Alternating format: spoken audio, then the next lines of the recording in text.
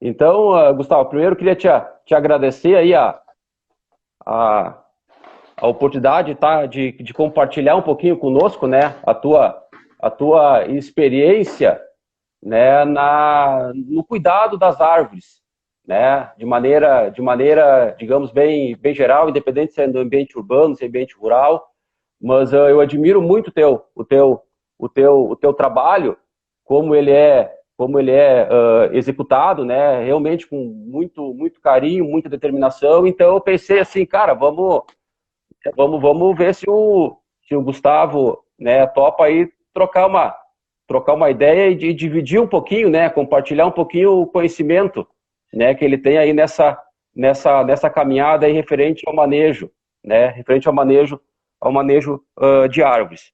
O pessoal que agora está começando a entrar no nossa live, tá? Então a gente começou um tempinho, um pouquinho atrasado, deixa eu até ver para não me perder, acho que foi tipo umas 7h10 que eu entrei.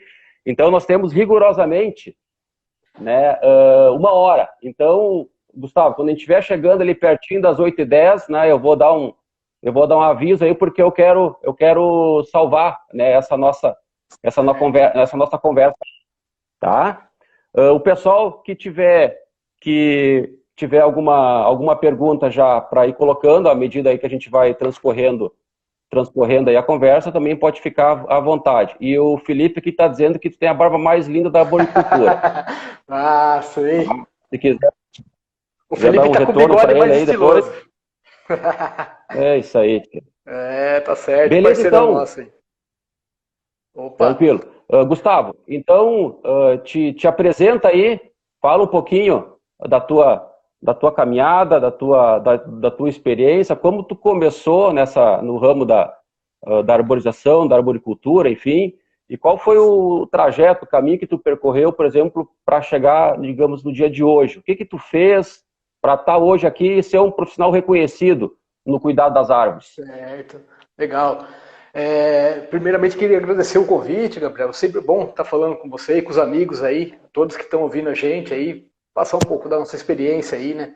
De como foi essa trajetória aí, e falar de árvore, que é o que eu gosto bastante, né? Minha profissão aí, é minha vida praticamente. Então, eu me formei em ciências biológicas, né? Fiz biologia em Campo Grande, Mato Grosso do Sul, né?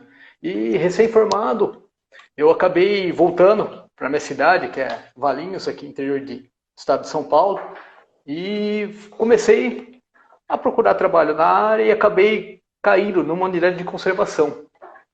É uma unidade de conservação que é a segunda maior remanescente de Mata Atlântica que a gente tem aqui no estado, que é a Mata de Santa Genebra, né? Areia Mata de Santa Genebra.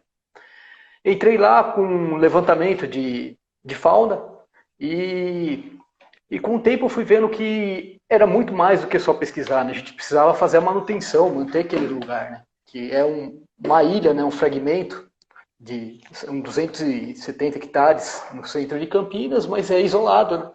Então fui buscando ali conhecimentos na parte de árvores, plantio, né? Só que uma coisa muito legal que a gente tinha lá, e nessa busca aí, né, de árvores, plantio, de reflorestamento, né, combater efeito de borda, eu vi que tinha muitas árvores grandes, que a gente usava de matriz para sementes, né? Eu falei, pô, é legal, temos que manter essas árvores. E outra coisa que me chamou muita atenção também é que a gente tinha trilhas ecológicas, né? Então passava escolas, visitantes, e sempre época de chuva era aquele medo dessas árvores cair. Então eu acabei caindo mais para esse lado da manutenção, do manejo, fui me especializar, né? Aí tive o prazer de conhecer o Joaquim, lá da Planticare, que me apresentou esse mundo da arboricultura, né?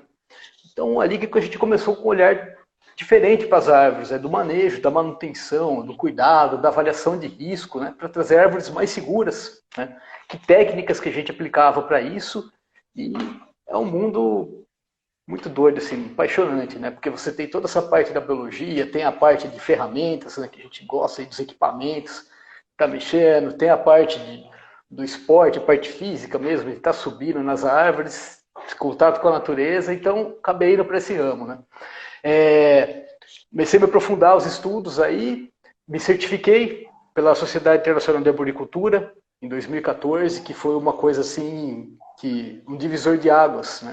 Que conhecendo o Joaquim, conversando muito ali, ele me explicou, né? E eu falei, legal, vou me preparar e vou fazer essa prova. E é uma prova, né, de 200 questões que você faz ali mostrando seu conhecimento com árvores. Só que o que ela mais me trouxe, mais me agregou, foi toda essa bagagem da preparação, de conhecer técnicas de manejo, como que eu podia cuidar melhor de árvores, assim, abrir os horizontes para outras coisas que não seriam só o corte e poda de árvores, né? Que vai muito além, a análise de risco, o tratamento, enfim, né? As técnicas de trabalho seguro, que é muito importante. Me certifiquei, trabalhei. Então a gente está aí nesse mercado hoje trabalhando, né, com essa prestação de serviços com cuidado de árvores, né? Beleza. Caiu.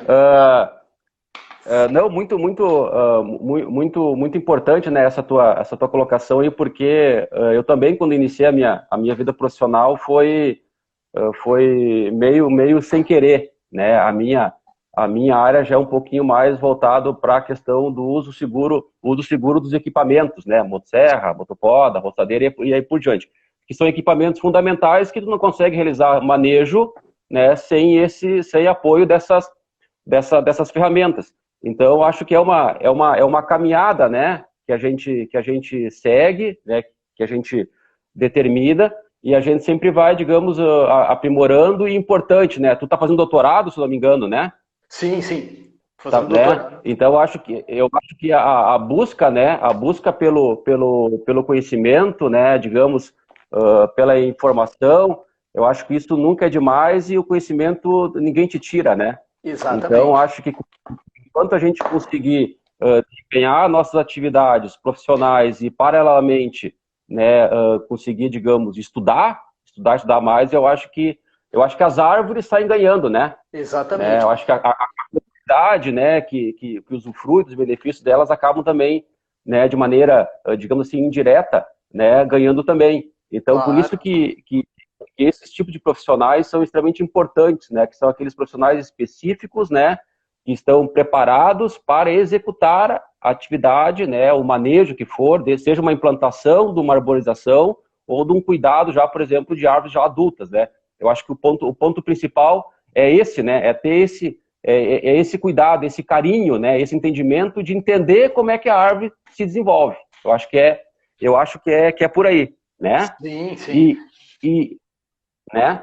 E, Gustavo, indo por essa linha aí, cara, tá? Hoje no ambiente urbano, principalmente, já em árvores consolidadas, né, árvores adultas, em praças, jardins, residências, há eventualmente alguma necessidade de fazer algum tipo de manejo, né? E propriamente hoje os dois manejos, né, as duas intervenções mais usuais que são realizadas, né, uma é a supressão em menor escala, necessidade, dependendo, né, do estado que se encontra a árvore e do risco, né, desse indivíduo, e a poda, né? A poda, sim, é a intervenção, né, que é realizada da maneira mais, digamos, mais seguida, né, mais significativa para ajustar, né, o desenvolvimento da árvore no ambiente urbano. Nesse sentido, eu queria te perguntar, né, pela tua experiência, por que é importante tu fazer uma avaliação? Um cliente te chamou, por exemplo, né, para fazer lá um determinado manejo, ele está com alguma dúvida naquela árvore que ele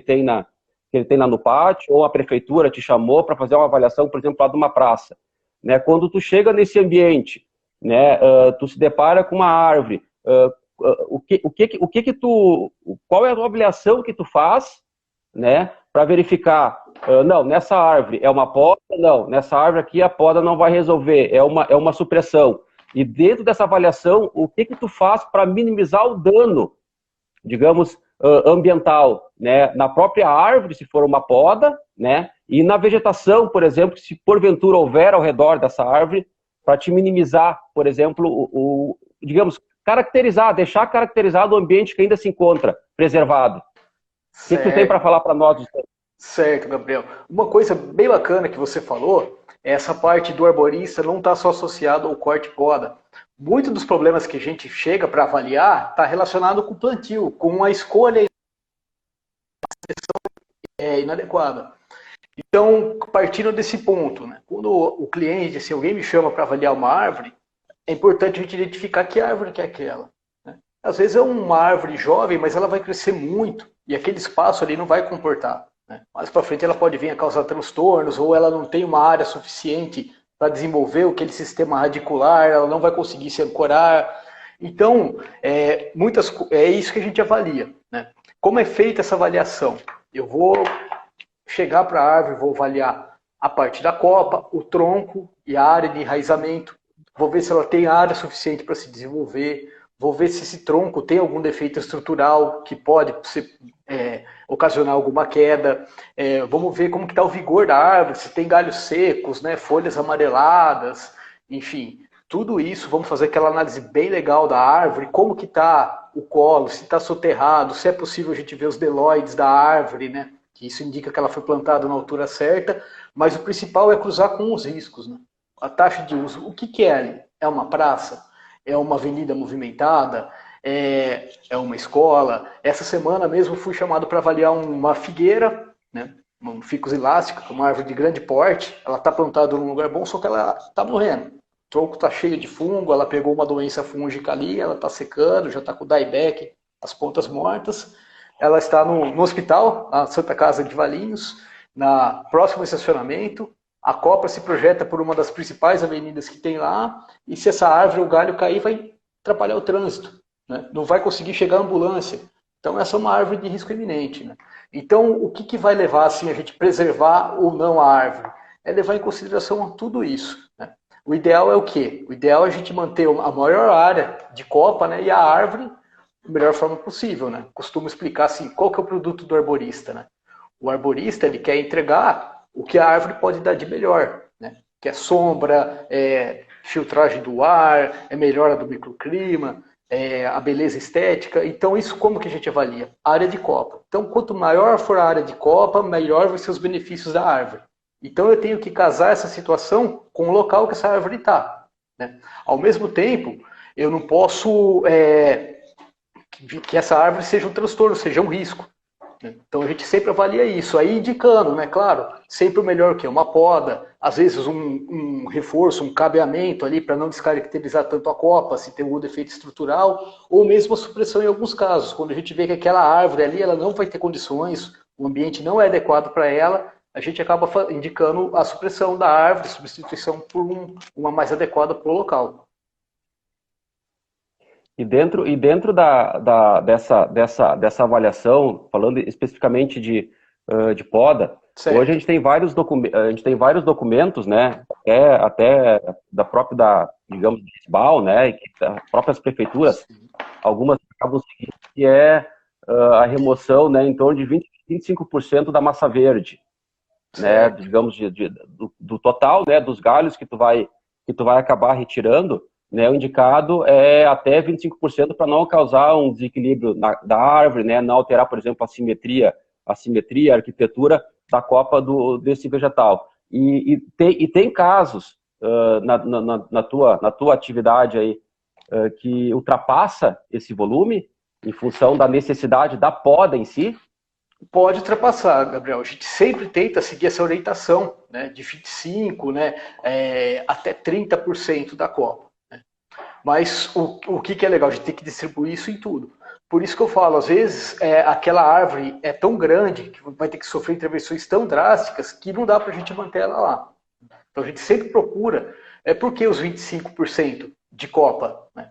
Que é o ideal para o vegetal não ter superbrotação, você não vai ter um desequilíbrio hormonal da árvore, você não vai estar afetando a produção fotossintética, a produção de alimento dela, por isso a gente procura sempre preservar a árvore, né? Como eu disse, o produto do arborista é a área de copa, então aqueles 25% é o ideal que a gente sabe que as espécies mais sensíveis vão aguentar. Tem espécies que são muito resistentes e você pode entrar com uma poda um pouquinho mais drástica.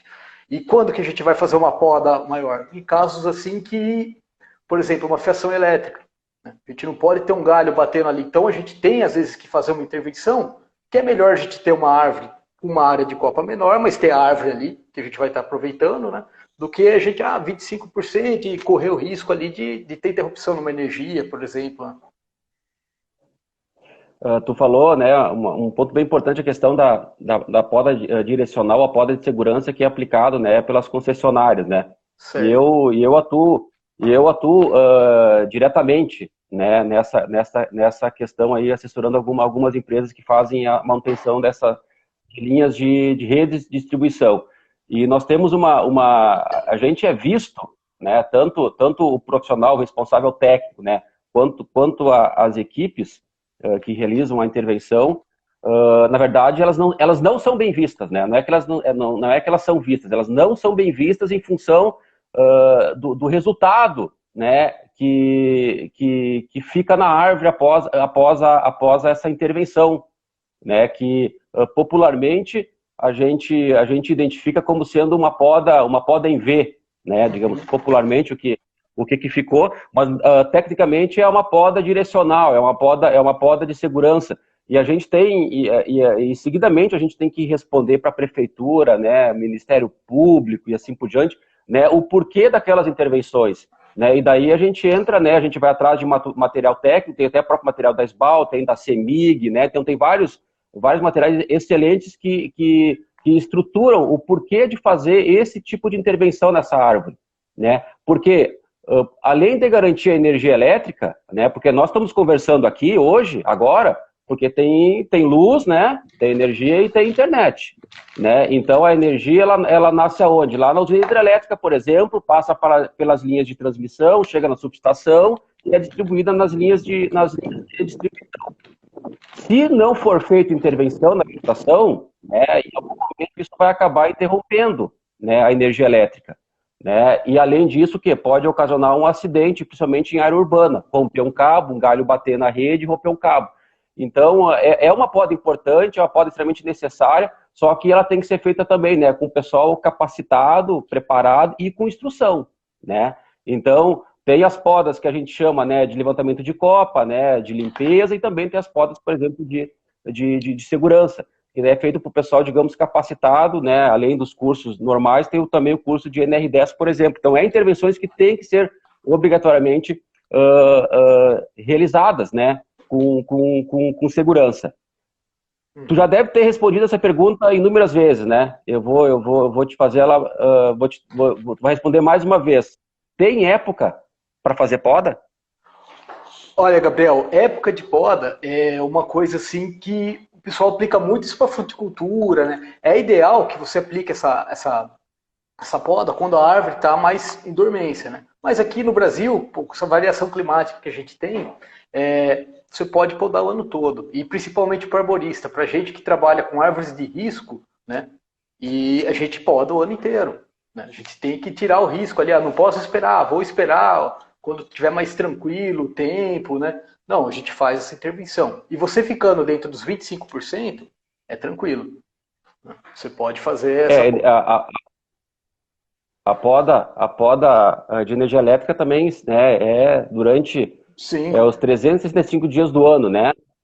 7 dias por semana, não tem nem hora para fazer. Uma pergunta aqui, ó, Gustavo. É analisada a possibilidade de transplante nessas duas intervenções, provavelmente o questionamento, ou é uma opção distante em função dos custos? Não, Como é que fica?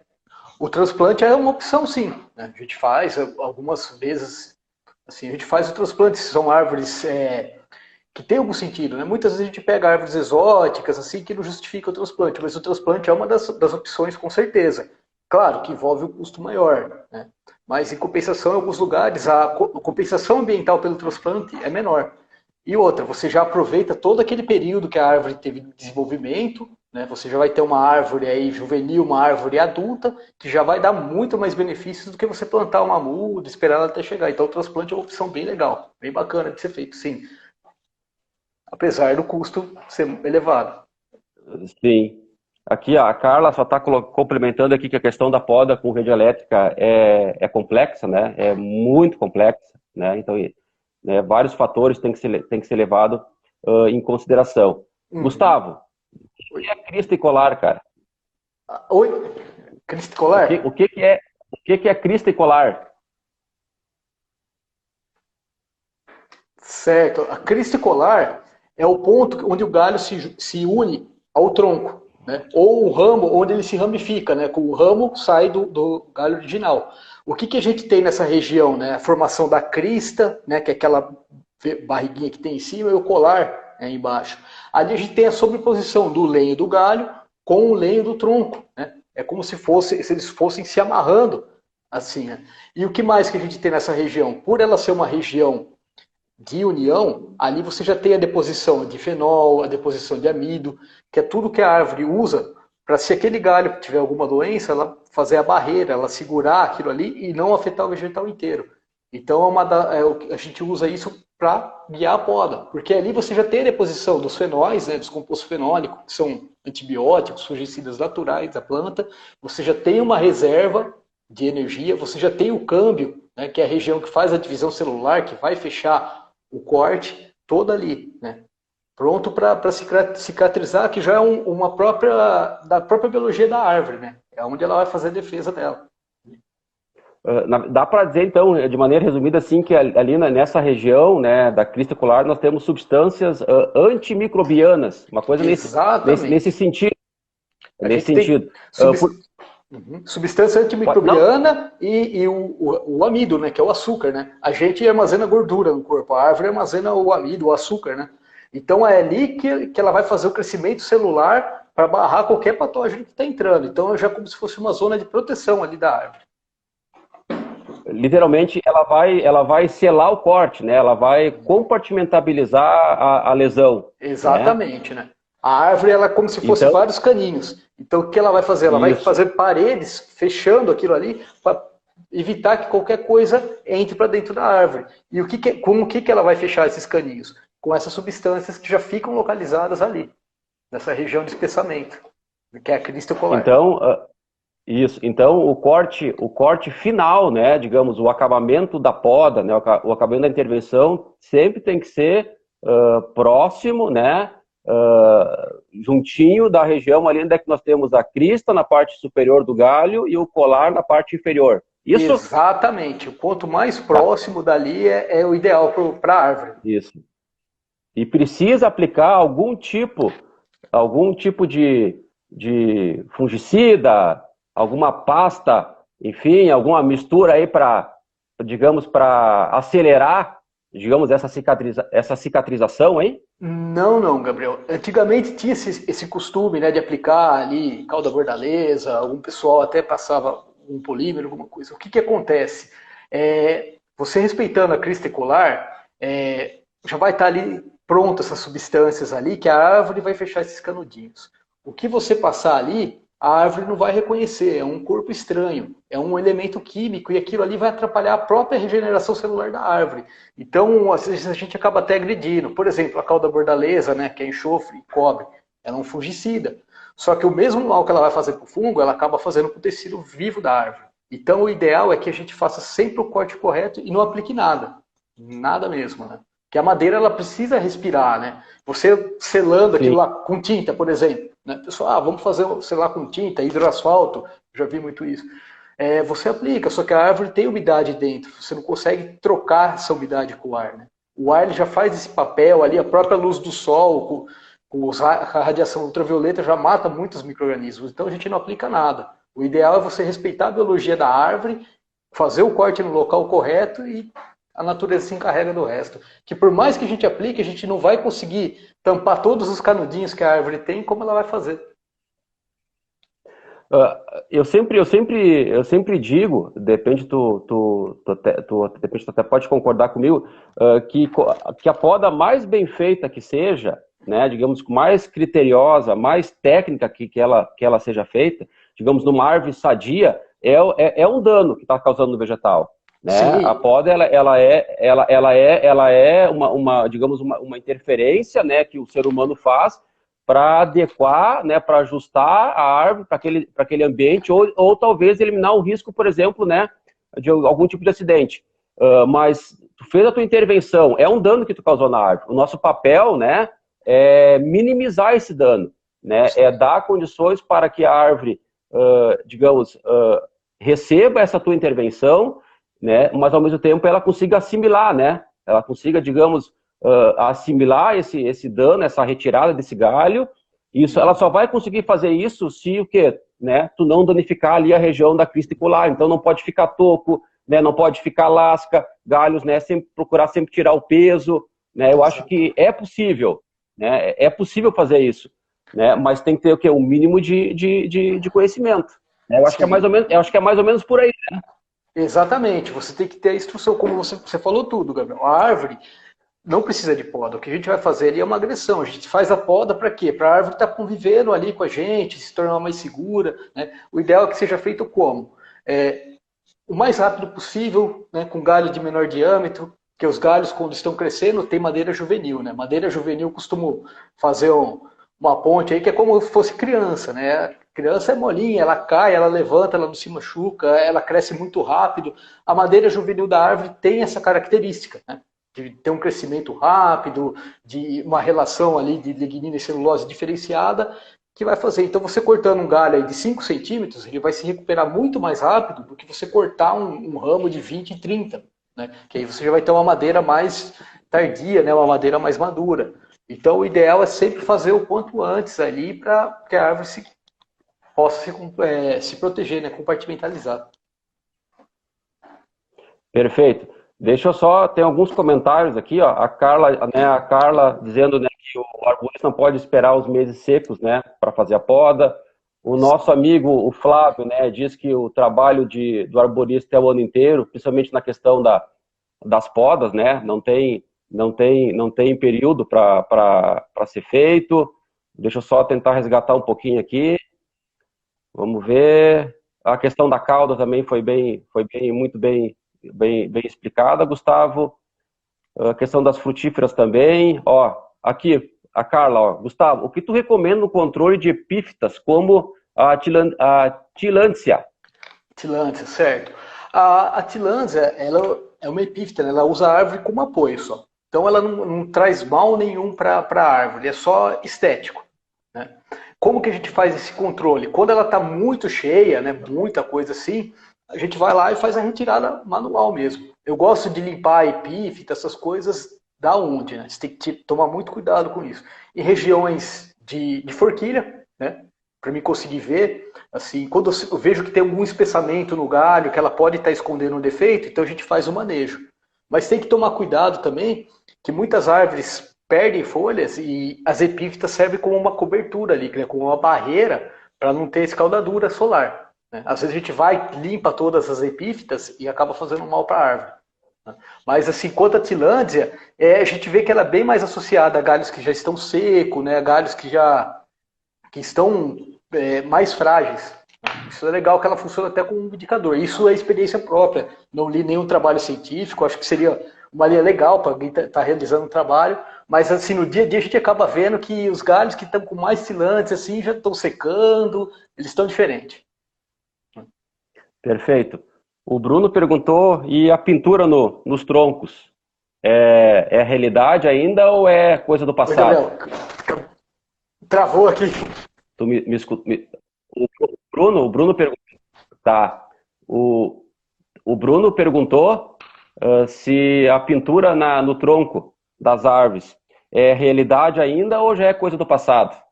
Não, já é coisa do passado, né? O pessoal tem muitas dessas culturas vieram da fruticultura, produção de frutas, né? Que você quer que as árvores produzam ali, muitos passavam cal para evitar que a formiga subisse. Né? Quando você pinta, passa qualquer coisa no tronco da árvore, é uma substância química. O cal é uma substância básica, ela queima até a mão se você mexer com ela.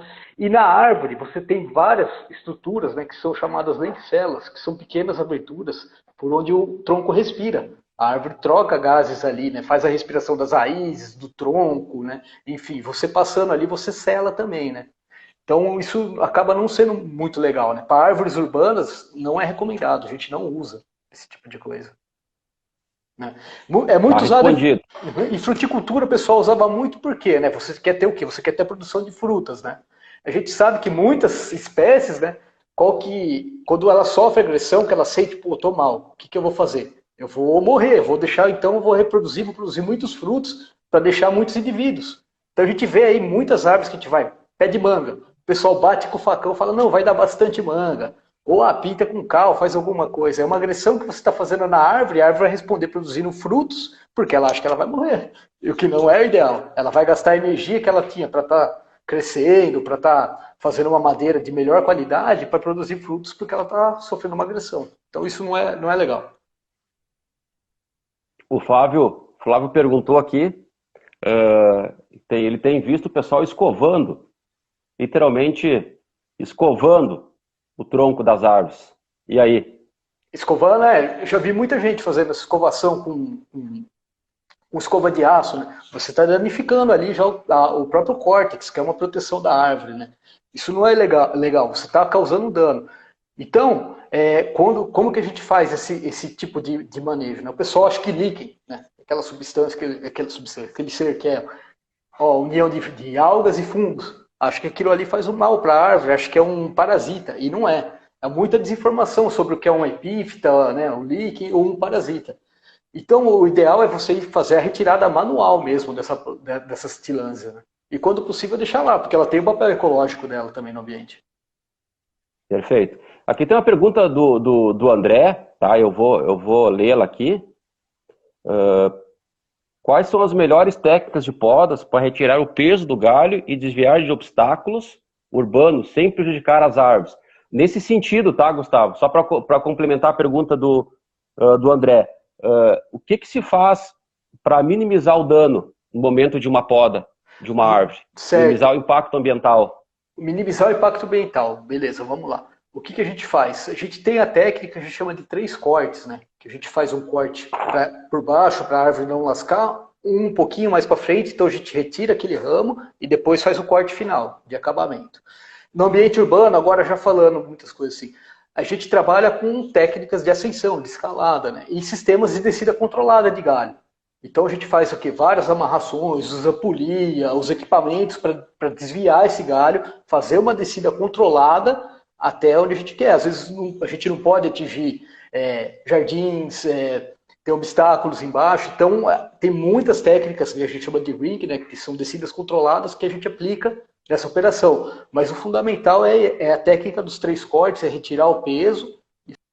E uma coisa que é muito importante também, né, que além de dominar essas coisas, é dominar as técnicas de corte. Né? Você que trabalha muito com motosserra sabe, o tipo de entalhe direcional, como você vai fazer o corte de abate, isso influencia muito. Isso daí é de extrema importância para quando a gente vai fazer um corte, quer direcionar um galho, muitas vezes a gente consegue fazer só no corte, só na operação com a serra, o galho descer de ponta, o galho descer reto, cair para onde a gente quer.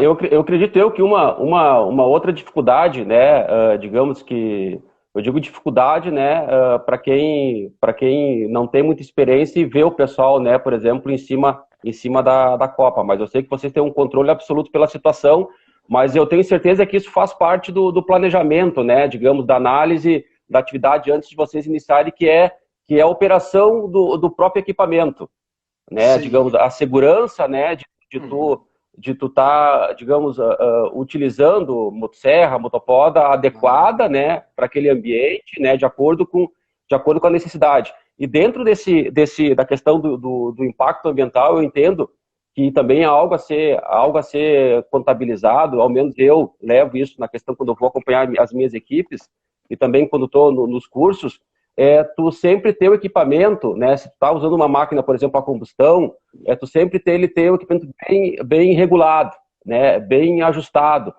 porque às vezes tu está lá na Copa, tu está num ambiente, por exemplo, reduzido, né, com pouca mobilidade, ou tu pode estar em solo também, né, fazendo uma poda.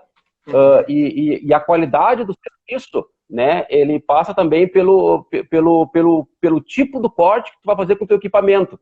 Então, se tu, por exemplo, pegar uma corrente que não está bem afiada, né, e qualquer movimento brusco, né, motosserra ou motopoda é um equipamento já pesado por si só, né, então tu tem que ter um controle muito grande, né, sobre o equipamento. E se ela, por exemplo, se ela não está bem afiada, tu vai ter mais dificuldade de cortar, né, tu vai judiar mais da árvore, tu vai judiar mais do equipamento e, principalmente, né, se a tua motosserra ela não estiver regulada, porque o que é o ideal na máquina a combustão? Tu tirou o dedo do acelerador, questão aí de 2 segundos, ela tem que parar, sim, né? Sim. E a gente vê muito disso, o pessoal tirou o dedo do acelerador, ela cai para lenta, mas a corrente fica girando. E daí tu vai se movimentar, tu encosta num galho que não tem nada a ver com a poda, tu já marca ele, tu já corta ele, já é um dano que tu causou. Então, é importante, né, além da técnica, né, tu saber também o quê? Operar o equipamento, né, entender um pouquinho de manutenção da tua máquina, né. Então, sempre tem que estar bem afiada a corrente, né, a motosserra tem que estar sempre o carburador bem regulado, né, porque tudo isso interfere no trabalho, né, no resultado final. Tá? Então, isso também é bem importante a gente digamos, reforçando. Agora, quem usa, por exemplo, o maquinário a bateria, né, não tem esse problema, por exemplo, da questão... Gustavo caiu de novo, vamos resgatar ele aqui. Se tu tá com o equipamento a bateria, não tem essa dificuldade, por exemplo, da... Aí, só estou complementando aqui, Gustavo. Não, certo. Tá? O que você estava falando aí nessa linha é de fundamental importância, Gabriel, porque para a gente implica diretamente na segurança. Né? A turma vê, eu, Flávio, Felipe, subindo, cortando, mas o primordial é você ter conhecimento do equipamento. Né? Esse lance da máquina tá desregulada é terrível, né? Porque a gente, em cima da árvore, a gente já tem uma rota de fuga limitada. Então a gente tem que confiar muito no equipamento. Uma outra situação, você está lá fazendo um corte, a máquina afoga, a máquina morre, não está com a aceleração bem regulada. Muitas vezes você já está com a boca aberta, você está cortando, você precisa que o galho vai e a gente em cima da... Então você ter o equipamento bem afiado, você conhecer o equipamento, saber usar ele é bem importante. No nosso caso, é segurança. Sim. O Flávio botou aqui que por isso que em cima na copa das árvores é usar, né, de preferência, equipamento a bateria. Nossa, né? É fantástico. Né? Fantástico, né? Com certeza. O equipamento a bateria, você já não tem o problema dos gases ali e facilita muito na partida, é só no botão. E outra coisa também que é bem bacana é a comunicação. Você consegue falar com a equipe de solo, dar os comandos, ouvir bem por causa do barulho. É fantástico. Só estou usando equipamento a bateria.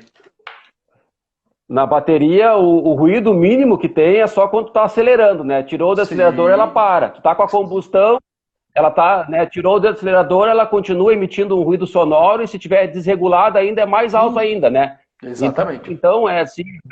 né, dá uma impressão, né, digamos, de que falta alguma coisa ali, né, e tu tá num ambiente meio inseguro, né, então é fundamental, né, tu usar o equipamento correto para a atividade que tu vai executar. Exatamente, né? Exatamente. Então o que a gente prioriza? As máquinas para trabalho para poda em altura, né, elas já são de uma cilindrada menor, elas já têm vários diferenciais do sabre, em questão de corrente, vários detalhes técnicos, né, mas às vezes a gente precisa usar máquina grande, porque eu preciso garantir que o corte, que o sabre passa de um lado para o outro e que eu faça o corte de uma só vez, porque a movimentação é muito difícil, às vezes é um risco muito grande você cortar de um lado e ter que virar do outro, enfim, em cima da árvore é bem complicado. Já é difícil você usar um equipamento pesado no chão, lá em cima também. Então a gente sempre prioriza o quê? O equipamento correto, o dimensionamento correto para o galho que a gente vai fazer. E fora, né, Gustavo, a barbada que é de tu colocar em funcionamento uma máquina a bateria, né? É um toquezinho, né? Uhum. Tu tá lá em cima da árvore, né? Tem que puxar a cordinha de arranque, né? Tá no ar. Então, cara, assim, ó, não é que seja proibido, né? Mas é tudo mais perigoso para fazer atividade. Muito. Né? É tudo mais perigoso.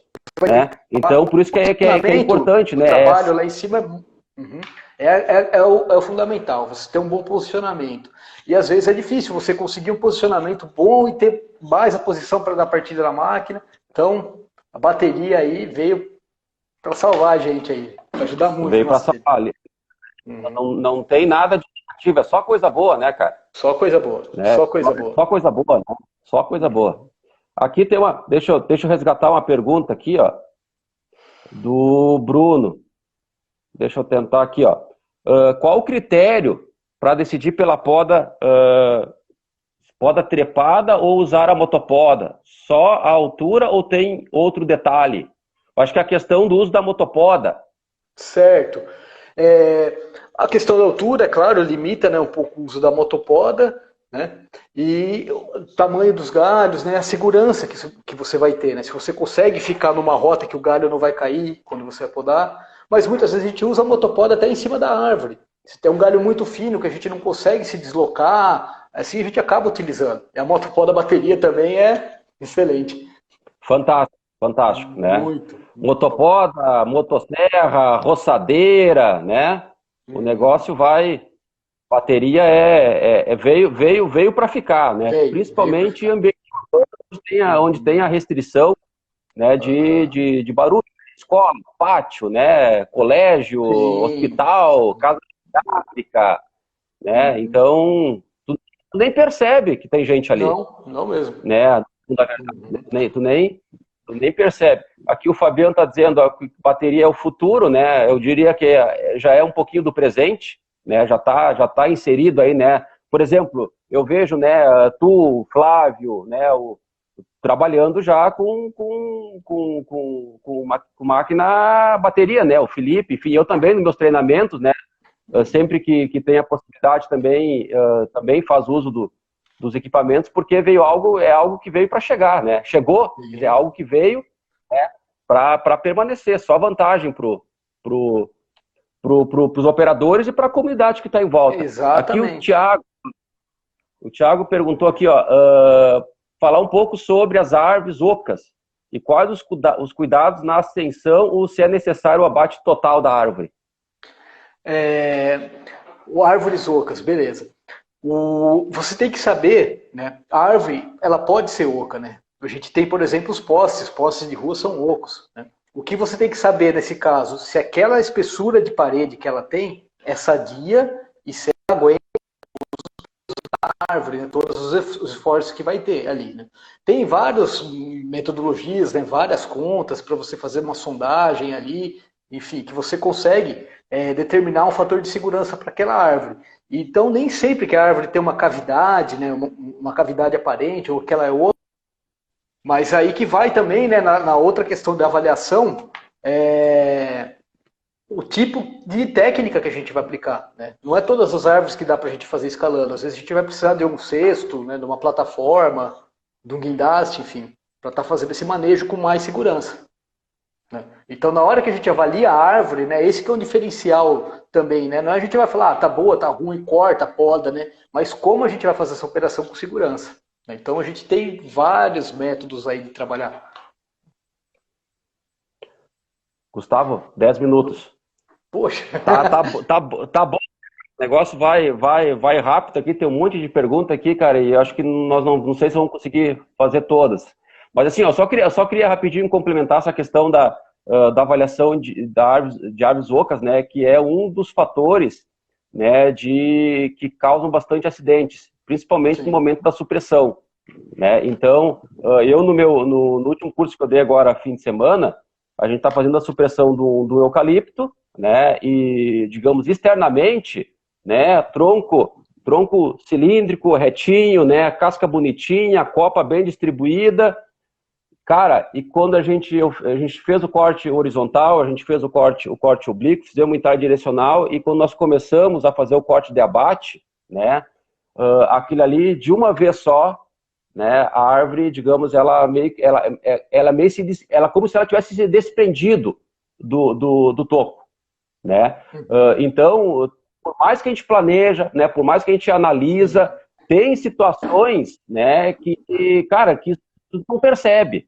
Né? Tu não percebe, né? A nossa sorte foi o quê? Né? Que estava todo mundo, digamos, comprometido, né? Digamos, atento, né? Àquela atividade, sabendo que isso pode acontecer, né? Por mais sadia que a árvore esteja, é algo que a gente sempre tem que pontuar no planejamento, da identificação dos riscos e perigos.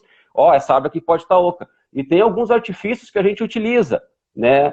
É fazer um furo na árvore, né? Quando tu verifica, por exemplo, né, que há um indício, por exemplo, tem cupim, né, tem um fungo, tu vê que ela está meio podre, que ela tem algum orifício ali, né, por exemplo, formiga, por exemplo, fica esperto que alguma coisa ela não tá bem. Então, antes de fazer o corte final, dá um furinho, né? Fura, atravessa o sabre da motosserra, né? Claro, Sim. nessas situações onde tu tá confiado. Ou ainda, Gustavo, uma coisa que muito bacana de fazer é fazer o uso de cinta catraca, né? Tu envolver, por exemplo, o tronco da árvore por duas cintas catracas, mais ou menos afastada aí uns 50 centímetros do solo, e uma segunda afastada acima da primeira, em torno também de 50 centímetros, de forma que se ela rachar, se ela estourar durante o corte, ela fica, digamos, o tronco, né? Digamos, os estilhaços do tronco ficam dentro da cinta. E daí, de certa forma, tu fica protegido de não ser atingido. Mas é algo, assim, ó, bem perigoso, né? Bem perigoso que nós temos que analisar, cara. Só para reforçar, pessoal, então é uma atividade que nós temos que ter muita atenção, principalmente quando for fazer a supressão, digamos, né, por completo na árvore. Não tem condição de tu fazer uma poda, tá? Isso aí isso salva a vida, cara. Isso aí é fundamental. Tá, mas tu tá querendo, né, Tchê? Tá difícil. Quase, tá? Mas eu só complementei, Gustavo, a questão do uso também da cinta catraca, Sim. Tá? Que é uma ferramenta, né, um elemento, né, que qualquer operador de motosserra hoje tem que ter, né? Porque em algum momento ele vai precisar usar. Sim, né? sim. Ele vai. Tá? A gente faz uso também bastante da cinta, porque ela dá uma segurança a mais, né? Nunca você ter redundância na segurança é sempre bacana, né? Sempre bom.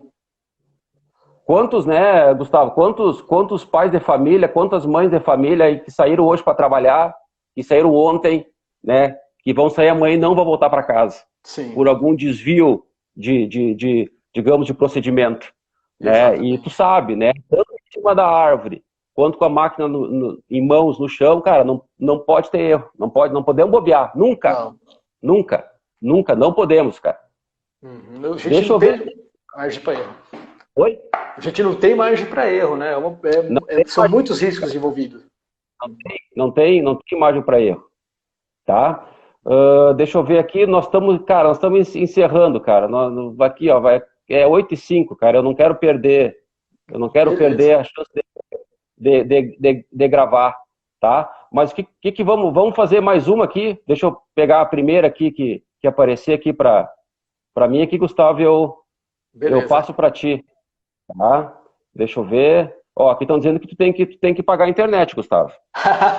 tá difícil mesmo hoje. Tu tem que pagar a internet, cara. Eu acho que é falta de poda aí na fiação, alguma coisa aqui, porque o vento tá forte aqui, tá... Então tem que ligar pro 0800 aí da concessionária, cara. Então. Tem que resolver. Exatamente. Gustavo, pra gente não ter o risco de encerrar, né, pela metade, eu só, antes de tudo, finalizar para nós aí, tá? Eu só queria dar 2 recadinhos pro pessoal que tá conosco aí, tá?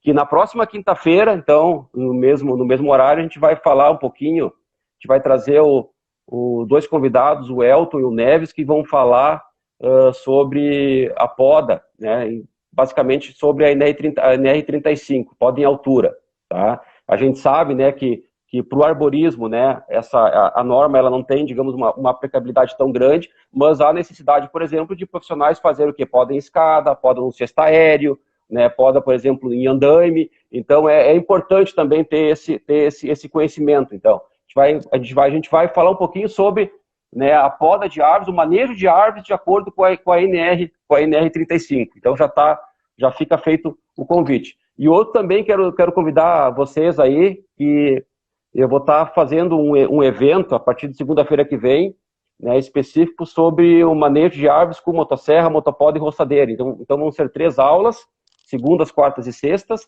onde a gente vai estar falando um pouquinho sobre como dominar, basicamente, né, a técnica segura de operação de motosserra, motopoda e roçadeira no manejo de árvores, tá? E também é bem importante. Gustavo, tem exatamente 3 minutos, cara, para, digamos aí, se despedir do pessoal aí. Contigo. Tá certo, Gabriel. Deu umas quedinhas aí na internet, né? Peço desculpa pro pessoal. Agradeço você de novo pela oportunidade. Né? Eu peço desculpa para quem a gente não teve condições aí de.